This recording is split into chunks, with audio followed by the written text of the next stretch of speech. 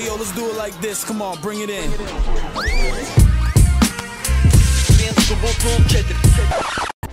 Nu, esiet sveicināti, mēs esam ciemos atnākuši pie Oriola, viņa mājas studijā. Un šodien tēma būs beatmakeru, beatu veidošana, tad parunāsim šoreiz par šādu tēmu. Sveiks, Oriola! Čau! Tu jau diezgan ilgi kā beatmakers darbojies šajā sfērā.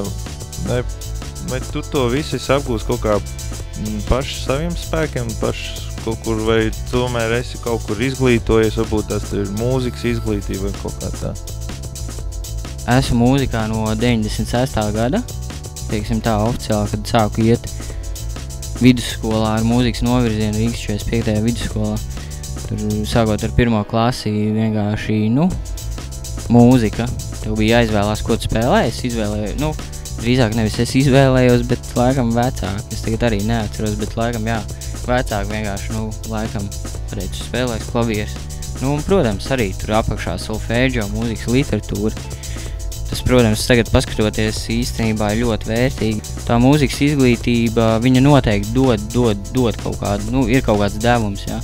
Es arī pilnībā piekrītu, ja es nebūtu bijis tik teiksim, neadekvāts pret to klavieru spēli, ja būtu mācījies, saņēmies. Ja es būtu zinājis, ka viss būtu tā kā tagad, tad es noteikti būtu mācījies. Kārtīgi mācījies, jo savā ziņā tas dod kaut ko, vai ne? Bet pa lielam, īstenībā beats var sākt taisīt no nulles, un jebkurš uz mājās bija iespēja taisīt uz Fruity Loops, uz Cubase. Man vienkārši tēvs arī, viņš principā mājās, kā saka, sagādāja visu, vai ne, nopirka kompjuteru, nopirka pāris sintezātors, un viņam pašam patīk muzicēt. Es tā kā ņēmu piemēru un arī to darīju. Un tad, protams, arī pateicība brālim, jo viņš principā arī, teiksim tā, viņš uzsēdās uz hip-hopu, un es arī pavilkos. Man ļoti iepatikās, mēs tur arī kaut ko repojām kopā, jo viņš vairāk tieši repoja. Man vairāk tieši patika tos beats taisīt. Un tad mēs tā kopistiski attīstījāmies. Bet, es arī sāku tīri ar datoru, ar klaviatūru. Reāli man klaviatūra bija tā kā sampleris vai ne, keyboards, jo to visu var darīt arī uz klaviatūras, kā mēs labi zinām. Pa lielam, bija kaut kādas, ja es tā drīkst teikt, ļevās austiņas, vai ne? Dzirdēt es dzirdēju, pa lielam, arī bija kaut kāda datora skaļa un ļoti sūdīgi, pasūdīgi, bet ar to pietika, lai sāku kaut ko darīt. Es vienkārši piesēžos un daru, ļaujos tā kā. Tas tāpat kā paņemt vienkārši arī, teiksim, baltu papīru, vai ne, un sāku krāsot. Teiksim, es noteikti, kad krāsot, es nedomātu, ko es krāsoju, bet es vienkārši ņemtu un krāsot kaut ko. Un beigās vienkārši no tā, kas ir sanācis, kaut ko mēģinātu, saprast, kas man ir sanācis, kas vispār tas tāds ir, vai ne, jo tikpat labi tā arī varētu būt māksla, jo, kas tad ir māksla? Starp citu, tev ir kāds elks starp beatmakeriem, varbūt pasaules līmenī? Tādi elki vēl noprojām, kopš es sāku taisīt beatus, ir Night Wonders, Peter Rock, J Dilla. Protams, tagad arī daudz kas jauns ir pienācis klāt, bet pa lielam, man vairāk patīk tādi oriģināli producenti, tādi varbūt arī bišķiņi ar tādu klasisku piegāšu, vairāk samplu, vairāk eksperimentu, vai ne?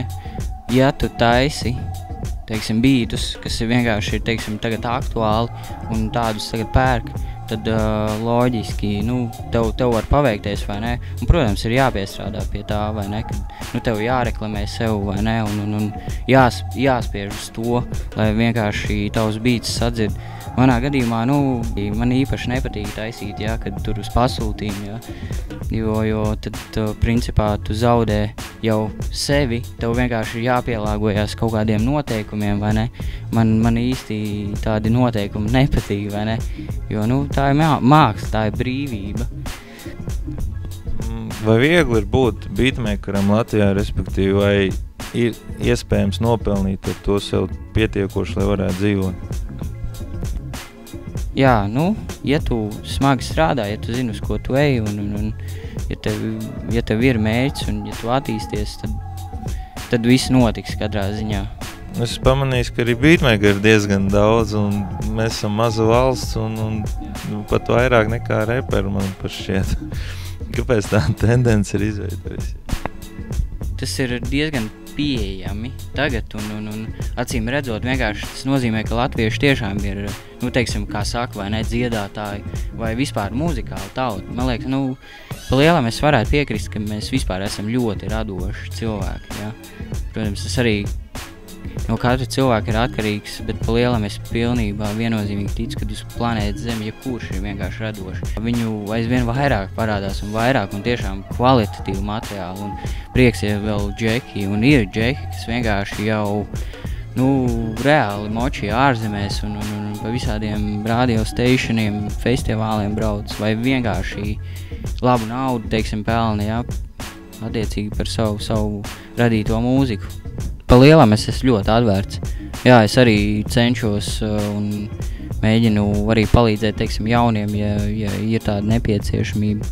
Par naudu tas ir arī atkarīgs kāda situācija, jo bieži vien jau cilvēki paši saprot vienkārši, ka, nu, ja viņi nāk ar kaut ko, teiksim, nu, respektīvi, ja viņiem kaut ko vajag no manis, lai es viņiem uztaisu, tad, protams, jā, tas ir mans laiks. Pa lielam man tieši arī patīk, ka džeki ņem no manas oriģinālo materiālu, vai ne, jo tas jau ir tas svarīgākais.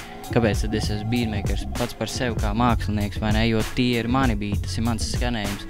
Un mēs bieži vien ar daudziem džekiem esam runājuši, ka tā ir bišķiņ tāda problēma, kad džeki grib kaut ko viņi ir dzirdējuši, vai tas pats YouTube, vienkārši viņi grib kaut ko, kas jau ir.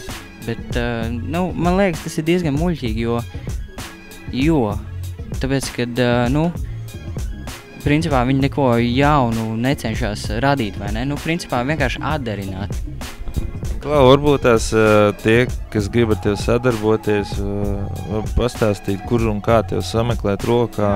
Klasiski SoundClouds, vai ne? SoundCloud Oriol, Bandcamp Oriol, YouTubes, ja tur kaut kas ir, bet, nu, es esmu diezgan neaktīvs palicis YouTube'ā, bet es ļoti ceru, ka tas mainīsies ar laiku, jā.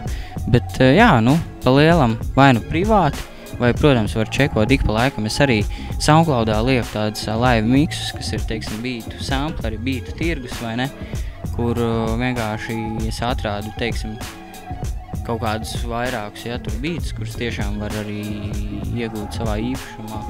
Nu, tā pa lielam. Skaidrs, respektīvi SoundClouds ir pats pamats, un Facebookā tev var uzrakstīt, atrodot kā Uģi Vālods, vai ne?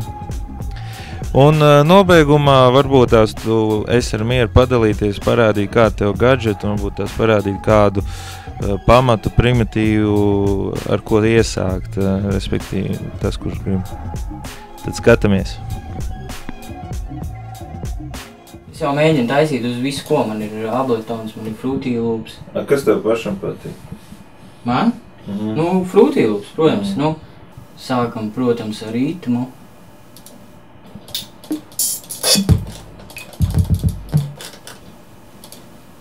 Tas droši vien būs, pirmais būs kiks, jā.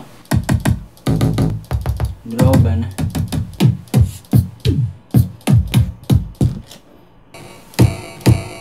Šitas interesants. Šitas izklausās interesanti.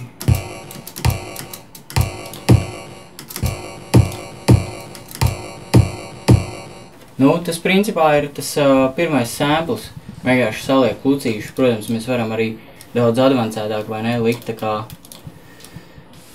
kā, nu, sanāk šeit, nu, zīmēt, vai ne, tā teikt. Jo te var smalkāk, vai ne, salikt, bet pagaidām man pietiek.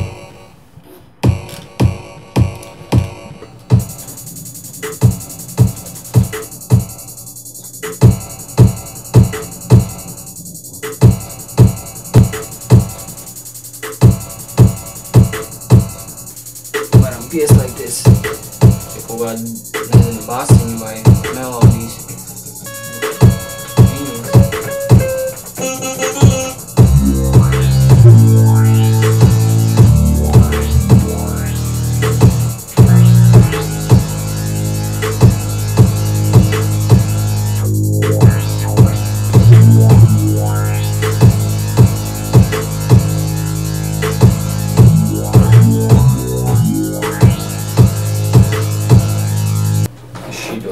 esmu atradis, man ķipa patīk. Ierakstīsim tad viņu. Pastīsimies, kā mums sanāks. Tā.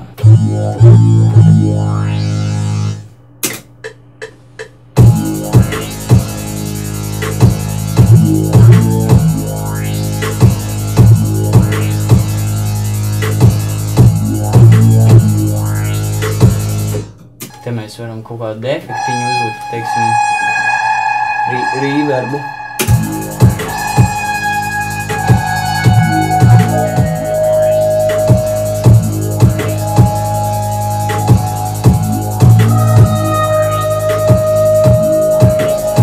Nu, redz, kaut kāda atmosfēra jau rodās, vai ne? Nē. Davai, es paņemšu šito vēl ātri ierakstīšu.